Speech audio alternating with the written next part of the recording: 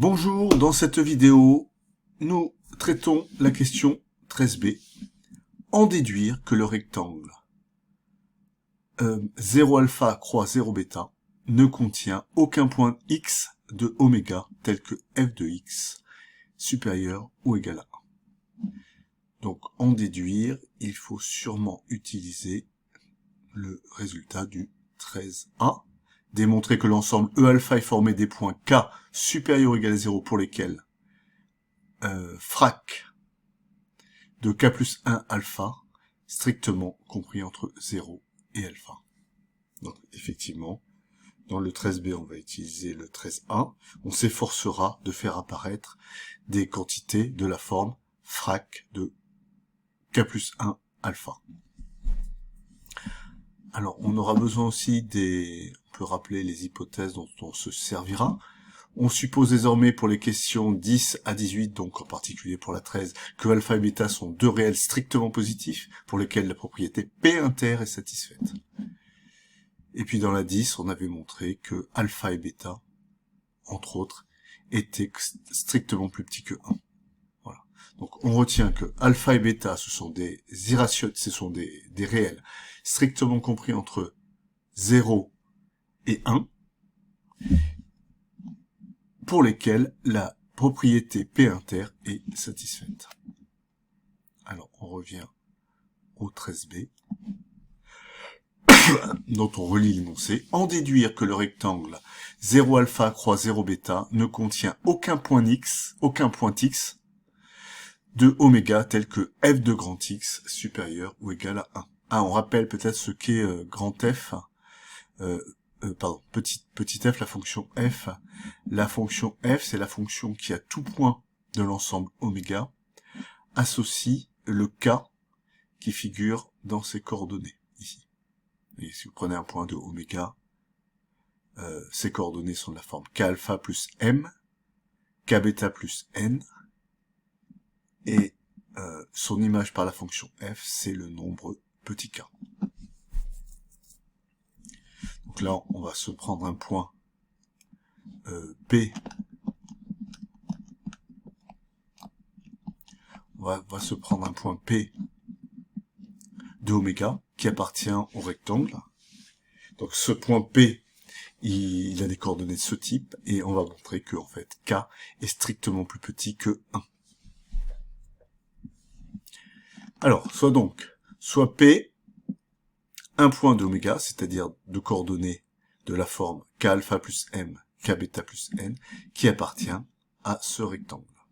Alors son abscisse est comprise entre 0 et alpha, et son ordonnée comprise entre 0 et bêta. Alors d'abord, on va s'occuper de l'abscisse. Son abscisse, K alpha plus M, est compris entre 0 et alpha. Alpha est strictement plus petit que 1.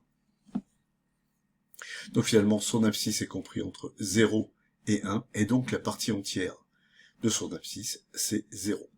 Si bien que sa partie fractionnaire, qui est le nombre lui-même diminué de sa partie entière, est égale au nombre lui-même, c'est-à-dire K alpha plus M. Partie fractionnaire de K alpha plus M égale K alpha plus M.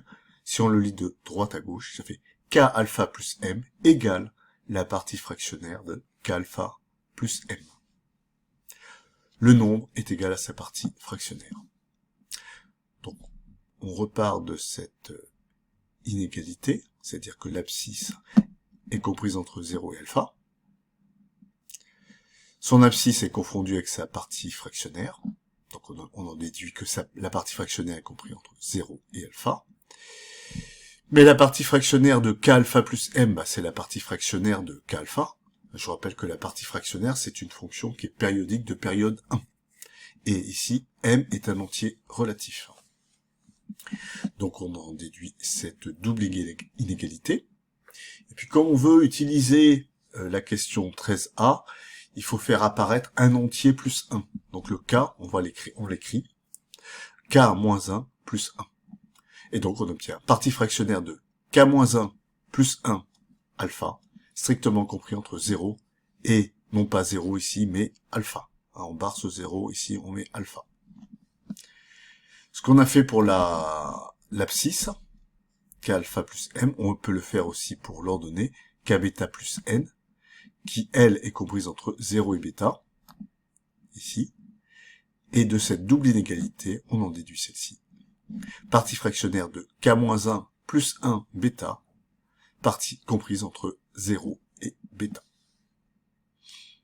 Alors, supposons un instant que k-1 est supérieur ou égal à 0. D'après le 13b, d'après le 13a, cette double inégalité implique que le nombre, l'entier k-1 appartient à E alpha. Et puis cette double inégalité, toujours d'après le 13a, implique que k-1 appartient à E bêta. Si bien que le k-1, il appartient à l'intersection des deux. Mais ceci n'est pas possible, car l'intersection E alpha, E bêta, est égal à, est vide.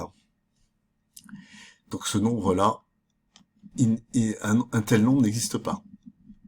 Donc si un tel nombre ne peut être supérieur ou égal à 0, ça veut dire qu'il est strictement plus petit que 0, c'est-à-dire que k-1 est strictement plus petit que 0, et donc k est strictement plus petit que 1. Et finalement, f de p est strictement plus petit que 1. Le f de p, c'est le cas ici. D'accord? Si bien qu'on a, on a répondu à la question, puisque la question posée, en déduire que le rectangle, ce rectangle-là, ne contient aucun point x de oméga tel que f de x supérieur ou égal à 1. En effet, si un point appartient à ce rectangle, alors son image par petit f est strictement plus petit que 1.